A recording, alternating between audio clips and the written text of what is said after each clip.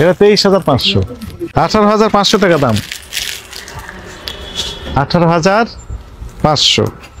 আরো বেশি দামের আছে, এই যে লন্ডন লেখা আছে, লন্ডন লেখা আছে। লন্ডন বাংলাদেশে করতে আসছে আমার, দেশি না বিদেশি তাহলে লেখা আছে লন্ডন স্যার। এগুলো আসলে স্যার আমি এত কিছু বলতে পারি না, আমি নতুন তো। এটা বাইরের না দেশি? এটা তো আমার জানা মতে লোকাল স্যার, আমি জানি। তো লন্ডন লিখলেন কেন তাহলে? এখন একটা শার্টের দাম 23,500 টাকা উনি লিখে দিবেন, এবং সেই শার্ট 23,500 বিক্রি হবে। আমরা বোঝার জন্য বলতেছি, আপনি কিনেছেন 480 টাকা দিয়ে, আপনি স্টিকার মারলেন 23,500 টাকা, তাহলে এই বিক্রি হবে এখন 23,500 টাকা। ভদ্রলোকের আসবেন 23,500 টাকা গুনে অথবা কার্ড দিয়ে পেমেন্ট দিয়ে চলে গেলেন, উনি তো প্রতারিত হবেন সমানে। তাহলে আপনি যখন স্টিকারটা মারবেন তখন হিসাব করতে হবে স্টিকার মারার ইখতিয়ার আপনার আছে কিনা।